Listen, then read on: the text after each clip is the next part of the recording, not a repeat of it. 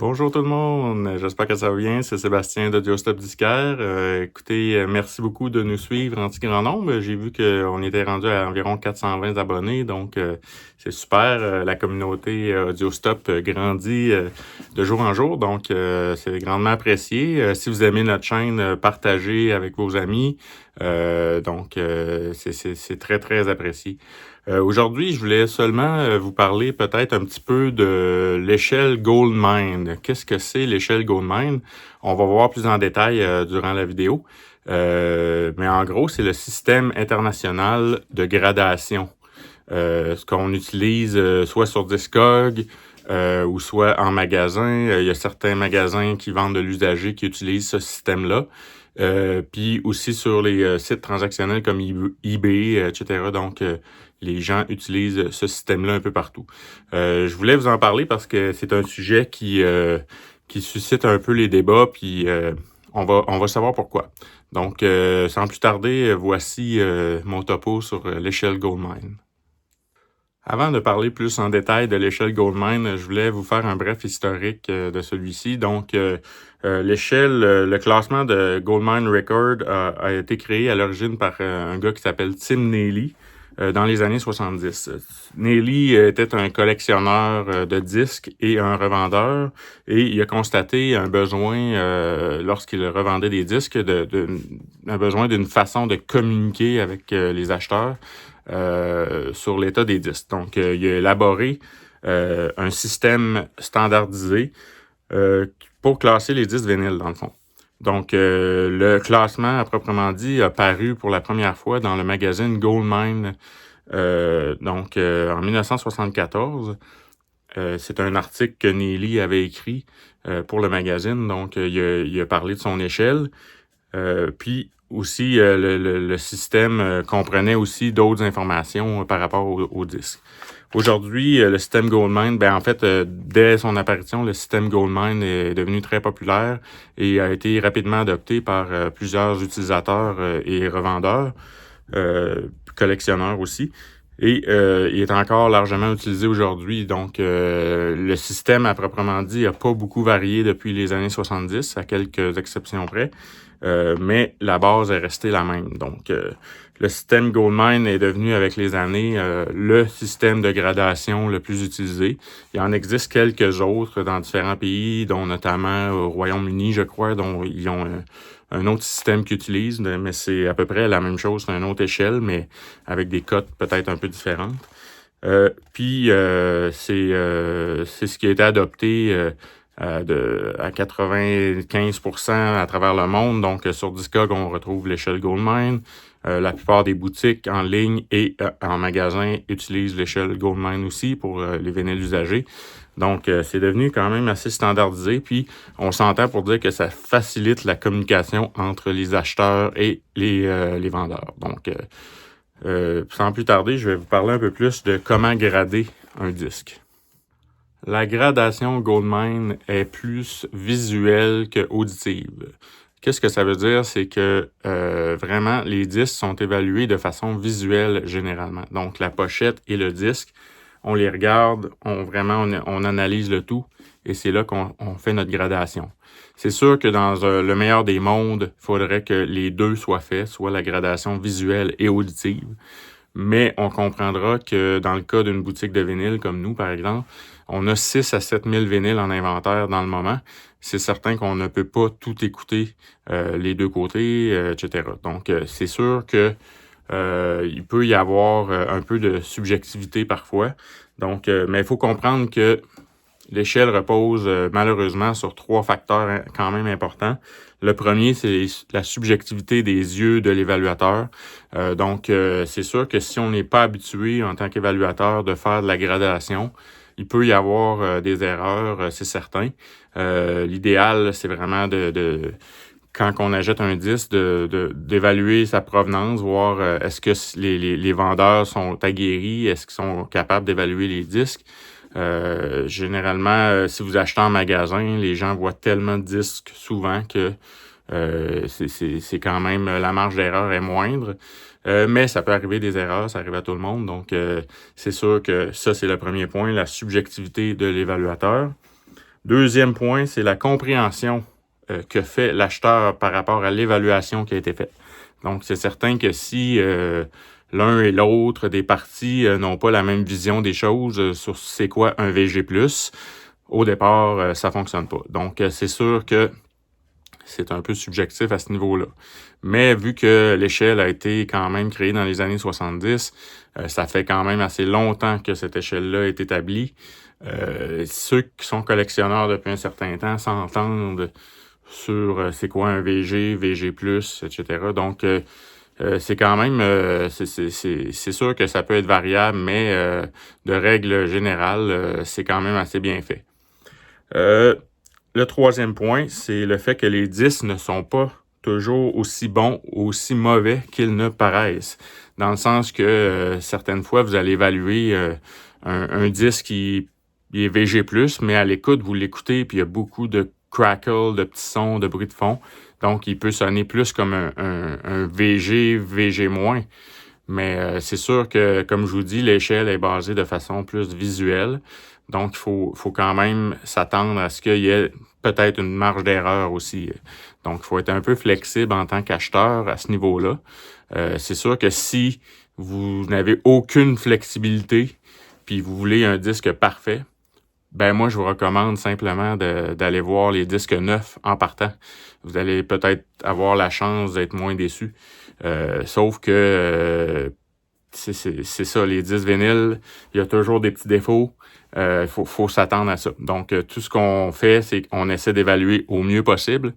Dans la majorité des cas, ça marche très bien. Donc, on a, par exemple, ici, en magasin, on a très peu de retours parce qu'on évalue sévèrement nos disques. Donc, ce qu'on fait, c'est que quand le disque est VG+, ou Near Mint dans notre esprit, mais on le met au maximum VG+, ou VG. Donc, comme ça, les gens, il y a une petite marge, les gens sont satisfaits, voient que des fois, ils reçoivent un VG, puis il y a plus l'air d'un VG+. Donc, à ce moment-là, il y a moins d'ambiguïté.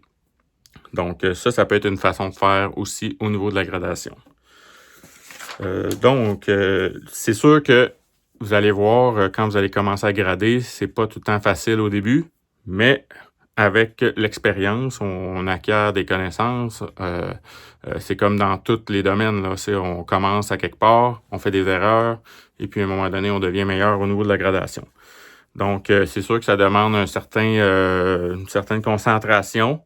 Aussi, je vous recommande fortement d'évaluer vos disques sous une bonne lumière. Donc, c'est vraiment important d'avoir une très bonne, un endroit éclairé pour bien voir le disque, s'il y a des rayures, etc.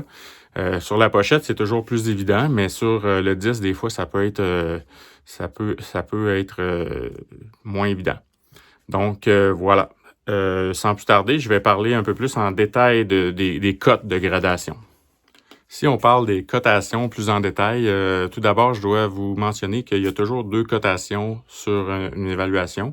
Donc, la première, c'est la cotation du disque et la deuxième, c'est la cotation de la pochette. Donc, par exemple, nous, en magasin, nous avons des étiquettes comme ça ici. Nous avons toujours le disque et la pochette en deuxième. Donc, dans ce cas-ci, c'est un VG plus VG.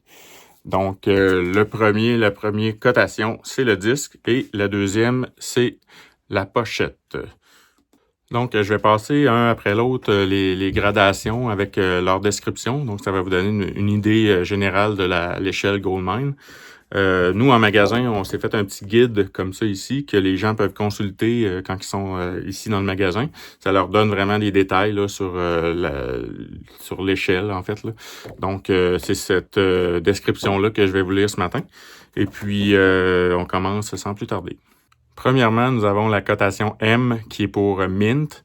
Mint s'adresse généralement aux disques qui sont scellés, donc les vinyles neufs scellés, qui n'ont pas été ouverts, qui n'ont pas eu d'altération à la pochette, quoi que ce soit. Donc, ceux-là sont Mint, sont parfaitement neufs et en bonne condition. Par la suite, on a la cotation NM qui vient pour Near Mint, ça veut dire presque parfait. Donc, je vous lis ce qu'on a sur notre charte, qui est vraiment la charte que vous pouvez trouver sur Internet un peu partout. L'état du disque, le disque est parfait. Peut-être un léger frottement sur le disque, mais le disque est brillant, très très beau, exempt exempt d'égratignure en fait. Donc, il doit avoir aucun défaut dans la qualité sonore du disque, généralement aussi. L'état de la pochette est parfaite. Peut avoir de très très très minimes signes d'usure, mais sans plus. Donc, on parle d'un disque Near Mint comme étant un disque neuf qui a été déballé, écouté une fois et probablement rangé. Faut aussi dire que les normes sont assez élevées là-dedans. Là. Même si les disques datent en âge, comme par exemple un disque des années 50, a le même Near Mint qu'un disque nouveau. Donc, dans ce qu'on dit à ce niveau-là, c'est que on estime qu'il y a seulement 2 à 4% des disques datant des années 50 et 60 qui sont Near Mint. Donc, quelqu'un qui vous dit qu'il y a un disque des Beatles Near Mint, il faut vraiment qu'il ait jamais joué. Là. Si on s'entend, là, c'est très, très rare à trouver. C'est pour ça qu'il y a de très, très grande valeur aussi. Donc, les disques Near Mint, comme les Beatles, par exemple, ça a souvent joué. Donc, c'est presque impossible à trouver, à moins vraiment d'avoir affaire à un collectionneur là, qui a serré son disque pendant des années et puis qui n'a jamais touché. Donc, c'est très, très dur à trouver. Fait que soyez très vigilants. Si les gens utilisent la cote Near Mint trop souvent, ça peut être un signe que la gradation a mal été faite. Là, parce qu'on retrouve très, très peu de Near Mint, surtout dans les disques usagés. Par la suite, on retrouve la cote VG+. La cote VG+, c'est pour Very Good Plus. Donc, ce qu'on dit, c'est que c'est un des états les plus courants dans les disques usagés. Je dirais que c'est le VG et le VG+, normalement. Les disques peuvent avoir de légères rayures mineures, mais qui n'affectent pas trop néanmoins la qualité sonore. Donc, il peut y avoir certains crépitements lors des passages plus doux des disques ou entre les chansons. Mais en général, la qualité d'écoute est très bonne. Donc, c'est ce qu'on dit du VG+. Au niveau de la pochette, la pochette peut avoir des marques de manipulation évidentes, des extrémités peut-être un peu tordues, mais peut-être du creasing, là, des petits plis, des choses comme ça sur la pochette.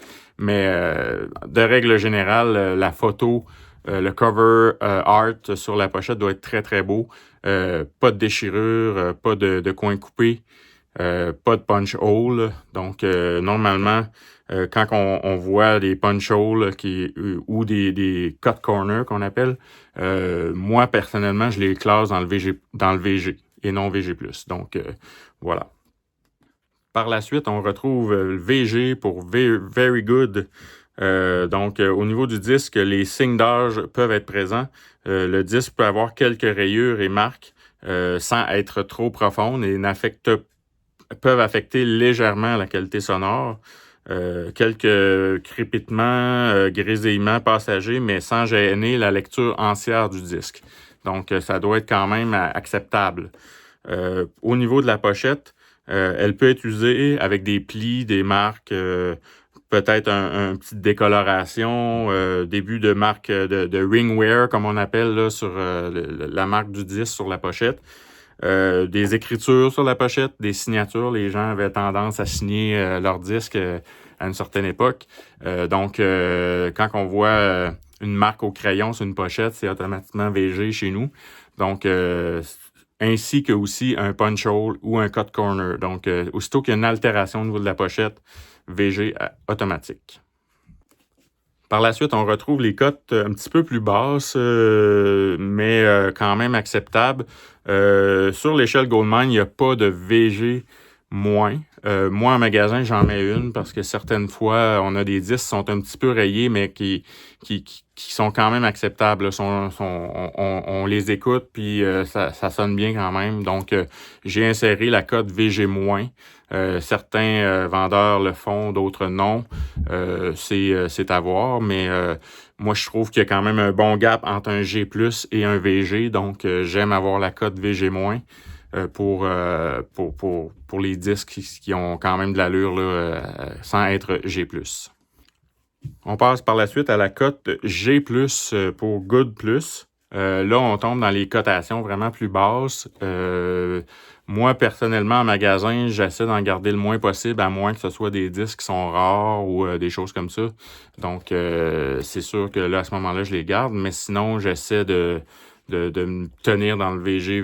Donc, ce qu'on dit du G+, c'est les signes d'âge sont présents. Le disque a des rayures et des marques qui affectent la qualité sonore.